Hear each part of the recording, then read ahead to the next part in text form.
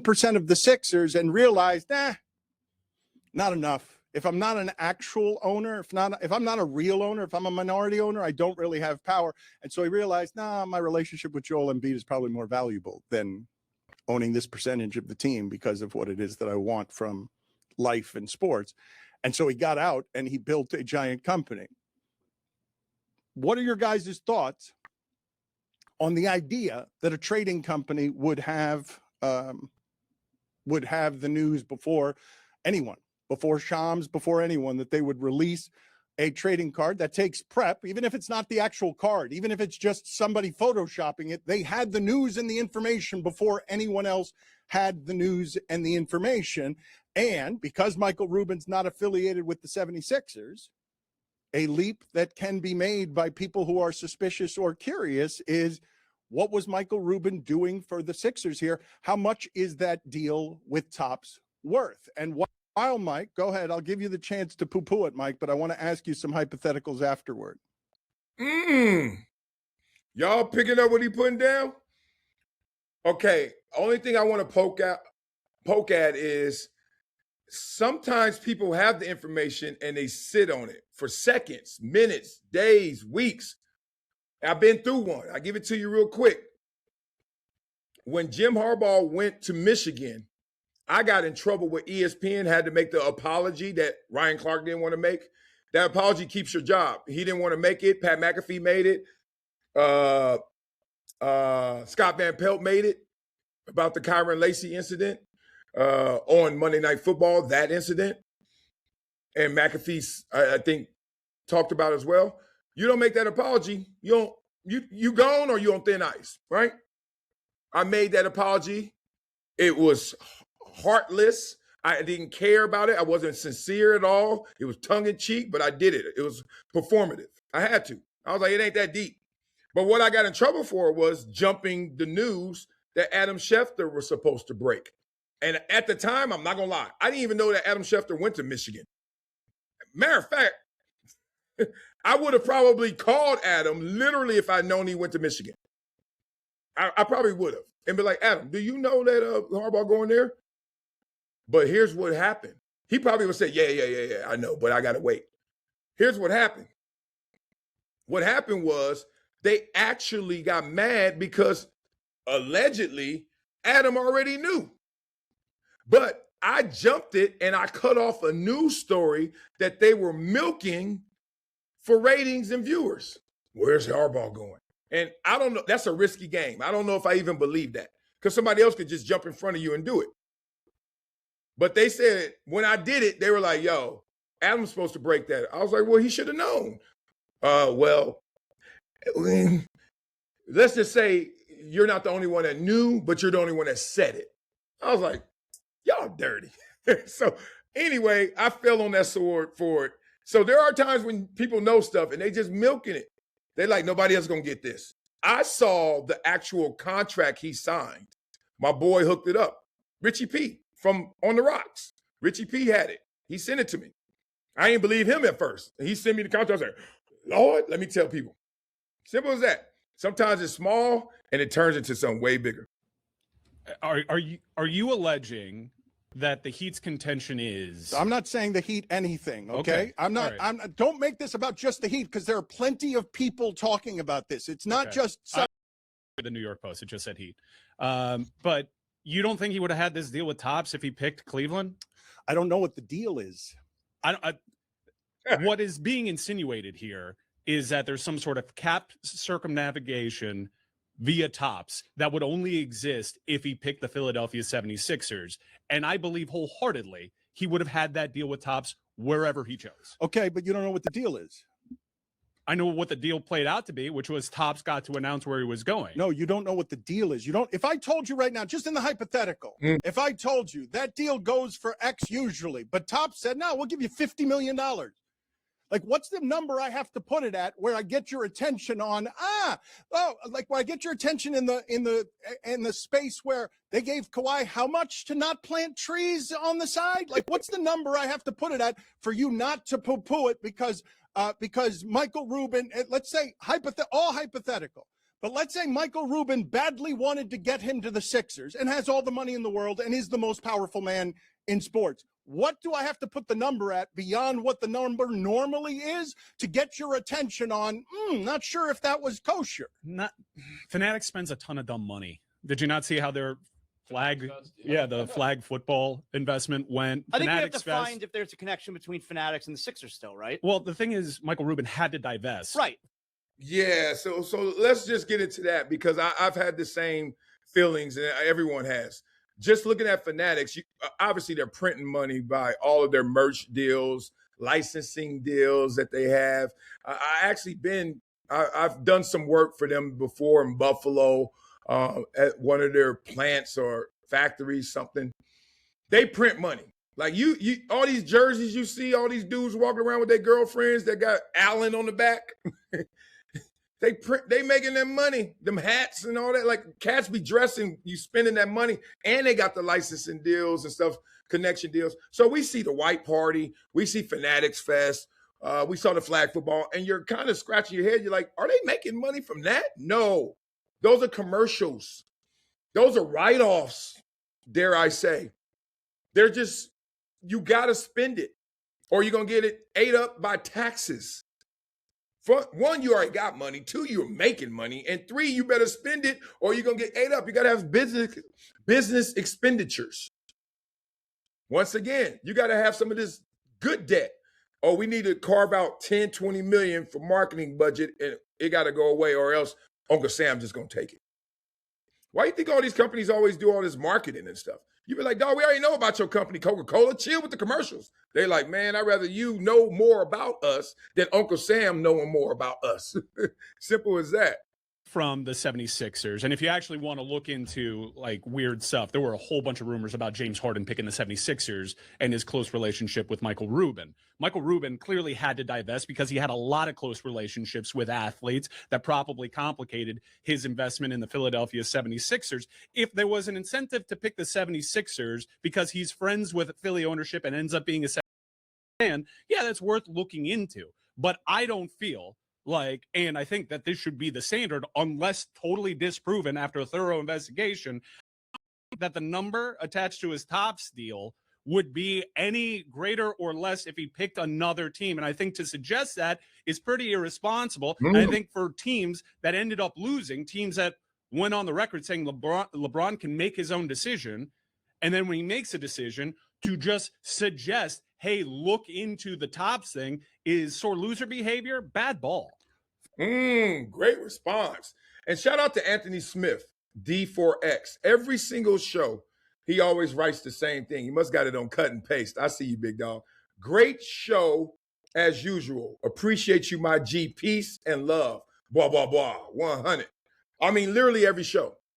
And for me to come over here and get in my feelings or talk about Stomp like I did, which is all love, but talking about them, I got to give props to the real ones who rock with me day in, day out. And Brian Untitled, thanks for the super chat. So if this is true, the deal got done in 2025. That's his first appearance at Fanatics Fest. I think right now we're still flying too high. We're hypothetical. We're in a hypothetical horizon. I don't want to go in on LeBron connected with Michael Rubin and got a Topps deal and that pushed him over the edge to go to Philly. I don't want to go there because I haven't seen enough breadcrumbs to lead me there. Because it could just be pure coincidence that Topps is getting it. And LeBron, look, when LeBron knows, who is he telling first? Savannah. Who else? The kids. Who else? Rich Paul. Now, Rich Paul's like, I know all of our deals, all of our opportunities, my business mind. Why let Shams get it? Just being real. Rich Paul, like, what does that do for us? Nothing. Where are our partners in our portfolio? Let's look at our portfolio of partners we're invested in. Oh, the soccer team over here. Nah, they ain't got nothing to do with no damn basketball. Oh, you have your own production company and you sell it. That didn't go so well when I did the decision. So let's table that and just do the documentary. It's hard to hate on a documentary. Look at Jordan's Last Dance. So let's not do that. We're not going to use it on, was it? I forget the name of it. What's the name of LeBron's production company? I keep wanting to say Undisputed. Somewhere to you in. Anyway, Uninterrupted. That's it. You sure? So LeBron starts, he's like, oh, we got this licensing deal or we got this brand deal with Topps. Ooh, put that to the side. Put that to the side. We may do that. See what I'm saying? Like, it doesn't have to be malicious. What is it? Occam's razor? Typically, the answer is without malicious intent. Right? It's just simple. I'm away with that appraisal, but I'm going to take a couple of steps back here and frame this for you in a different way so Spring Hill, that's what it's called. Sorry, Brian. that you understand exactly what's happening in the NBA right now. And I'm going to go over to where Ballmer is. Do you know how much money you have to have for other NBA owners to be scared of your money? Because what's happening with Ballmer right now is other NBA owners are scared of what he will do when he goes to court and is like, what about your rules? Why do I have to respect what your rules are? I respect your rules because we're all in the idea that the governance applies to everybody and that's how it's fair. But I don't respect your rules because I'm doing this on the side and I'm denying that I'm doing it. And it's all alleged and I'm going to keep denying it. If rich people don't yell and scream about what Ballmer's doing and they don't yell and scream about what Rubin's doing, is it because they're all doing it? Is it because they're all competing in these shadows around, yeah, the rules are for everybody else? Man. Yo, I'm not lying. I got a tingle, dog. This is like high intellectual conversation. Because, look, applying my experiences of 51 years working for the NFL, ESPN, Fox, NFL Network, Columbia University. Those are the 5 places I put in work. Now, Columbia didn't pay me, but damn it, I put in some work. Those are major brands. Columbia's endowment is $20 billion. NFL, come on, stop playing. ESPN, Fox. NFL Network, which is now ESPN. Those are the 5 places I've worked. Never been fired. Let me tell you the real. Whatever you are experiencing that's above board, that is by choice. There are ways in every entity, institution I've been involved with where there's things happening that is not above board, but is private knowledge. Depends on how privy you are. You know what's going on, and you are understanding that if that got out, that ain't good. So what do? You're part of that fraternity. You don't let it out. What does that come with? It comes with you signing the code of, I'm not saying anything, because I know one day if I'm in that position, you're not saying anything. Right? Bosom buddies. We rubbing elbows together. Hey. But it's crazy because there's so much in every workplace. I'm not giving you guys anything new. It's not exclusive to where I've been. You guys know damn well that executive VP where you work loves to have coffee with the lady that works in a different department that ain't his wife. I mean, we get it.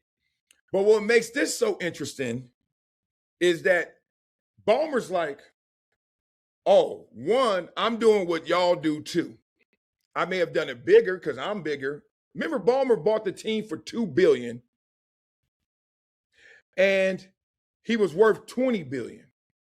Now he's worth like $300-400 billion, and the team got to be north of $12 billion because we just saw Seattle go for 10. And the Lakers go for 10, and then Seattle went for 9. Lakers got robbed. Lakers got more. You right by the Seattle. Anyway, let's go. I think that's how Adam Silver has been able to keep Oh, that was Seattle Seahawks. That's why. I was about to say, those numbers don't make sense. It's early in Vegas. this the way that it is and keep legacy media from reporting it fully is because if I'm another owner, what Steve Ballmer has done allegedly through Pablo's reporting is an advantage, is unfair. It's cap circumnavigation.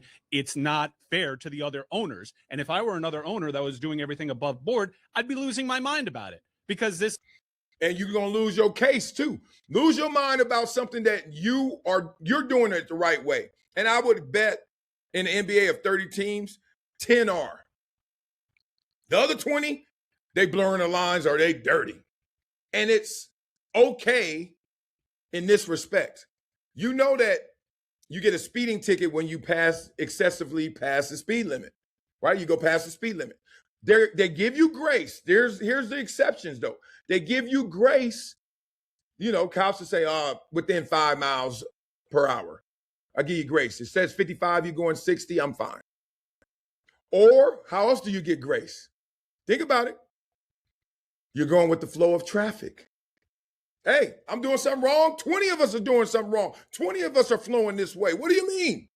And then if you only on the side of the 10, big bank takes little bank. Ballmer says, I don't need none of y'all with me. Y'all better get in line and rock with me or shut up or else.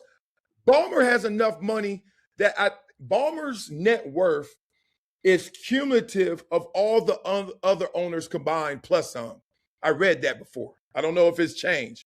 Add up every other owner's net worth and he has more by himself. And you're going to come out and testify against him? Good luck. League legislates that equality with that salary cap. I think the reason why we're not hearing about it from the other owners is because they're all kind of doing something like this and they wish this story would go away. Isn't that just a reflection of real life and how the elite of elite work in the shadows in ways that we can't understand? I'm not exactly naive. I've worked in this business for a long time. A no-show job paying tens of millions of dollars outside of the salary cap allegedly stunned me. Right. But LeBron absolutely already showed up. He went to Fanatics Fest. He's doing his part here. This is not a no-show job. I think LeBron James picked the 76ers, and it maybe took me a little bit to realize this because it's the best possible choice for him in the Eastern Conference to win a title. That is an incredible starting five.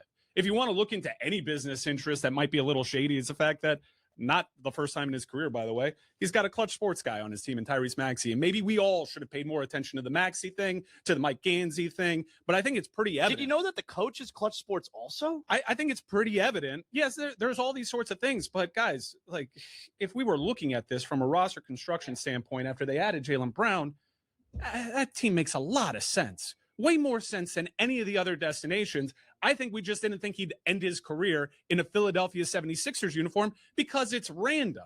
How should he? Blah, blah, blah. Yeah. I mean, to sum it all up, I think we're overthinking, overanalyzing LeBron's situation.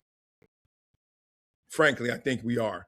Because one, on the court, it's so obvious you go to Philadelphia.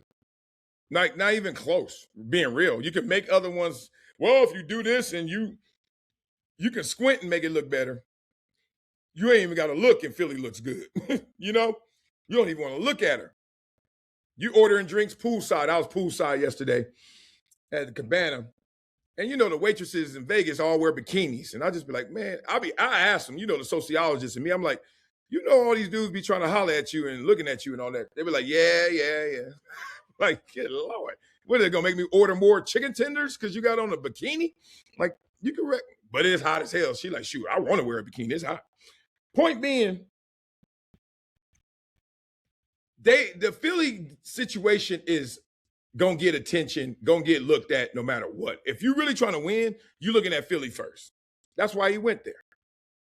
Off the court, he's going to live in New York and commute. I had a teammate, not a teammate. I had a homie that lived in Toronto and commuted to Buffalo. So I've seen that before. Somebody will probably have an article out. Oh, LeBron is living in New York and going to Philly. Something must be up. yeah, he got enough money and means to go where you want to go. Big old Sprinter van, you know, you don't do it every day. I almost pulled this off when I was playing for the Chargers. I would go home when we had any extended time, and home was LA. It took me 1 hour and 7 minutes one time to get there. That's going fast. 1 hour and 30, 2 hours max, door to door. LeBron could do the same thing. Get in the Sprinter van, you got the damn Starlink, you sleep, you got a bed back. Man, stop playing with me. What we doing here? Off the court, Philly makes a ton of sense. The Knicks didn't make sense. On the court, they just won a championship. You could do no more in terms of impact to their end game. If you win another championship, they could be like, yeah, good for you. We already won one before you got here. You're going to fall into that Kevin Durant conversation where they're going to start minimizing what you did because we won one before you and we won one after you. Yours wasn't that big. Meanwhile, they were begging. The Hampton Five were begging Kevin Durant, please come here, man. We need some defense, another scorer, some height. Y'all forgot. I remember the Hampton Five chase. That was Steph Curry and them boys. Respect. Y'all forgot. Kevin Durant won 2 of them final MVPs. It's like the Kobe Shaq argument. Like, it's okay to say Shaq was better than Kobe when they played together. It's not that deep. Okay, and I don't want to hear anything else. Just move on. Like Kevin Durant was better than Steph Curry when they played together. All right, it's okay. Well, Steph was making everybody look. And Steph had the ball and everybody had to. They were double teaming Steph. Well, they should have double teamed Durant because he was the one eating. Anyway, they both are amazing. Don't do that. I don't see anything yet that tells me Philly didn't win this other than they had the better players, better situations. Simple as that.